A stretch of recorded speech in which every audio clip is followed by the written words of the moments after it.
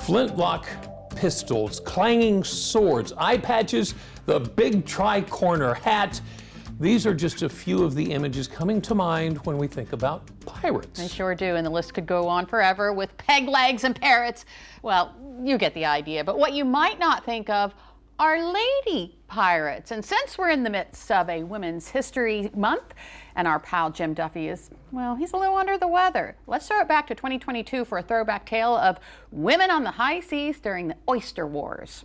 If you have ever dipped even a toe into the history of our region, you know that oysters are a big part of this era's economy and heritage. Maybe you have heard there were even oyster pirates and oyster wars in days gone by. Well, one thing almost all of old oystering stories have in common is that they're all about men. Almost all. Jim Duffy of Secrets of the Eastern Shore is here with an oystering tale that stars a trio of plucky, petticoated pirates.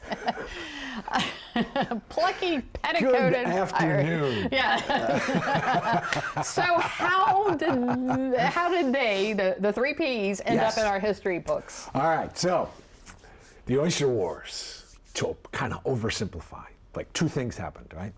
New technology comes in, dredging, which they scrape the oysters off the bottom, right, and get a lot more oysters than the old school tonguing way.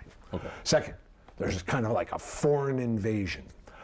New England, they used that new dredging technology to scrape their oysters to the point where they didn't have any more oysters. Ooh. So the oystermen up there started coming down here. Ooh. And there were a lot of worries that all the oysters here were going to disappear too. Right. So there's all these rules put in. You can dredge in this state, but not in this state. You can do it in this river, but not in this river. And the greedier members of our oyster community started kind of messing with those rules and going places they weren't supposed to and taking too many oysters, led to all gunfire and law enforcement. So those are the Oyster Wars. Okay. 1883, a guy becomes governor of Virginia. His name's William Cameron. He's a Civil War veteran. He decides he's had enough of this. And he personally takes command of 2 steamboats and goes out looking for the pirate fleet of Admiral Jim Skaggs, all right? He's got a lot of boats. But the pirate is smarter than the governor. The pirate has an elaborate kind of almost military precision in his operation. There's like scout boats and there's signals. And every time he thinks he's going to get one of these boats, the boat just poof. So the governor thinks he's going to get one of the back. Okay. The governor can't find any pirates anywhere. Okay. So it's not working out for him. He gets towards a cove on the eastern shore of Virginia. And he pulls up, and there is one of Admiral Skaggs's boats just sitting there.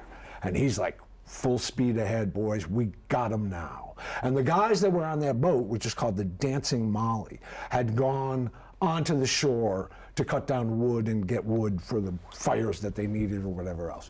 And the only people on the boat were the captain's wife and his 2 daughters. They did what plucky, petticoated pirates do. They furled the sails and got going, and they were tacking this way and that, and the governor is steaming for him. Can't you just see him with the dresses flowing in the wind? They're probably wearing these bonnets in, 1883. And they beat the governor. They got out and escaped from the governor. It was a disaster for the governor. It's really kind of unfair because he actually did some interesting and good things, but the only thing he's remembered for was these 3 plucky, petticoated ladies. And they even made fun of him. Oh my God, the Norfolk Academy of Music created an opera about this humiliation. No.